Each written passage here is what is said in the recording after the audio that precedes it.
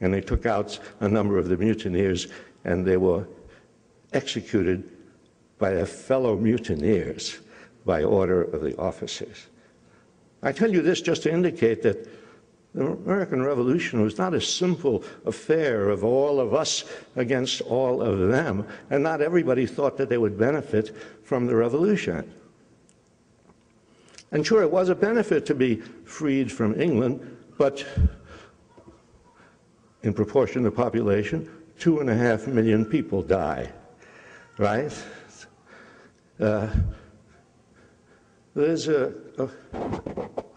When considering war, the human cost needs to be measured against what you gain from war.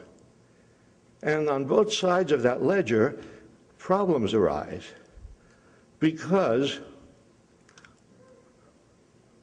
when you think about the human cost, generally it's an abstraction.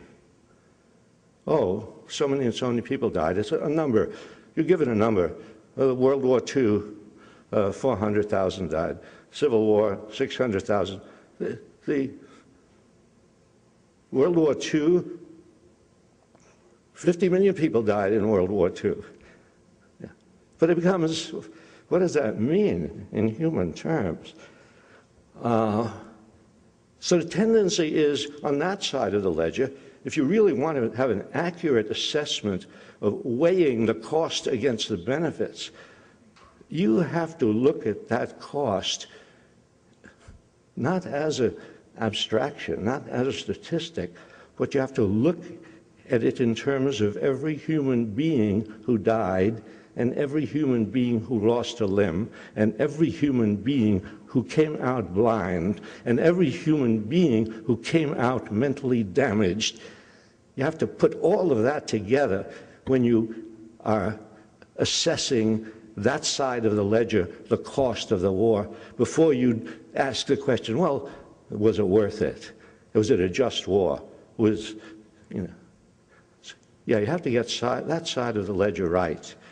One of the things that, great things that Drew Gilpin Faust did, I don't know if you know about her book, the book she wrote about the Civil War. It's a wonderful book. Great thing about her book is she brings home in very explicit, very human terms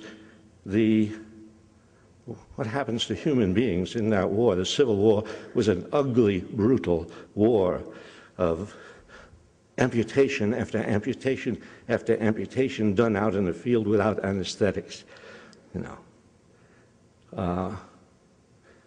So you have to have a careful assessment of that.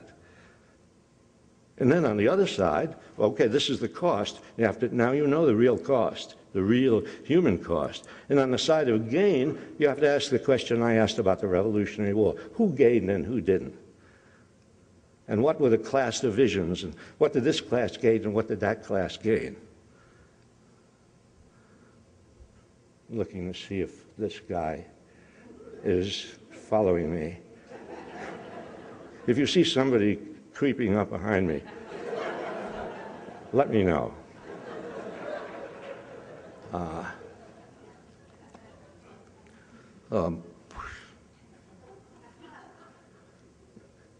In the Civil War, again, we learn about the Civil War, North versus South, the blue versus the gray, battles, Antietam and Gettysburg. Hey, who in the North, who in the South, what divisions were there? Well, it was a war to free the slaves. But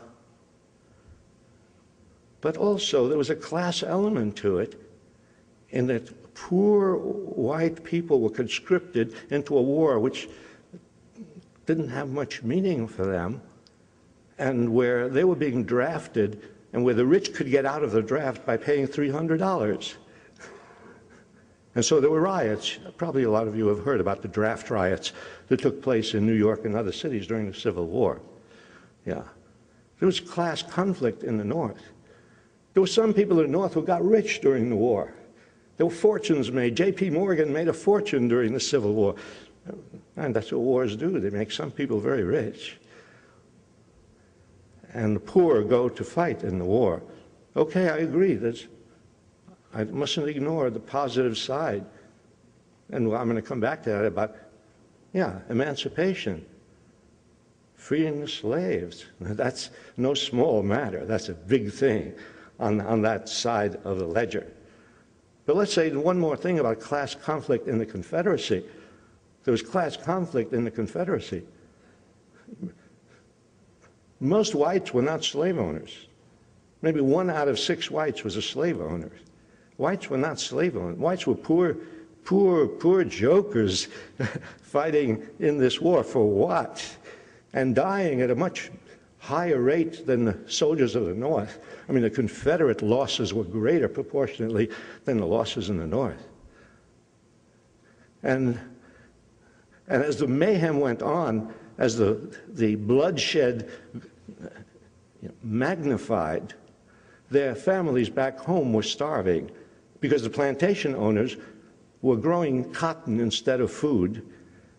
And so the wives and the daughters and the girlfriends and the sisters, and they began to riot. They rioted in Georgia and Alabama. They rioted in protest against the fact that their sons and husbands were dying at the front while the plantation owners were getting rich. Huge desertions in the Confederate Army.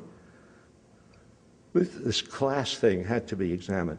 But let me come back to the great positive thing that happened out of the Civil War.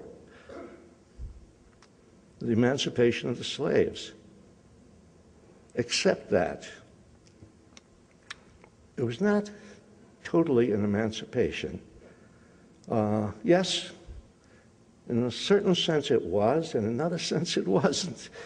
Now that's important, because if you're going to lose 600,000 dead in the Civil War, which is equivalent proportion of population to 5 million dead today, imagine a war in which we wage on our soil, state against state, in which 5 million people die.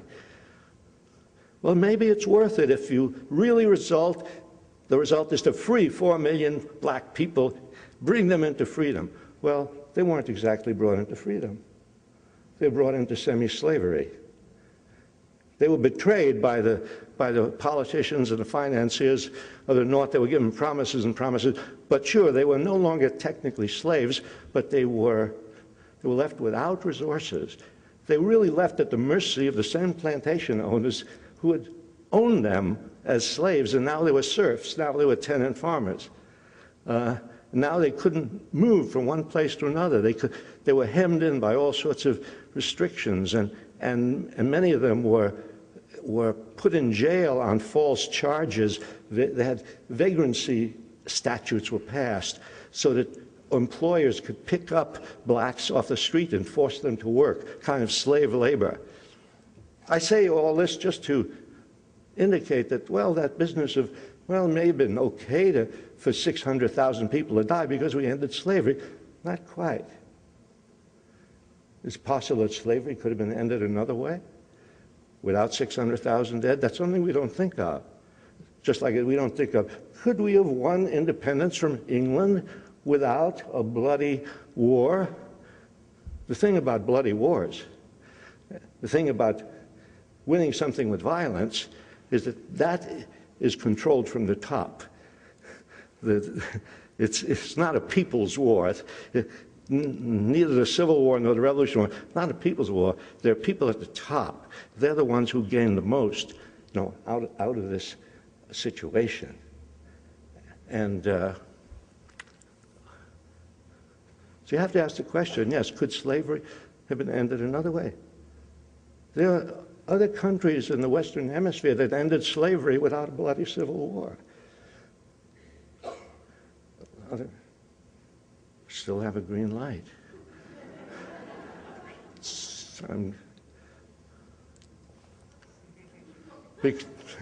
Because I was wondering if I'd be able to get to World War II.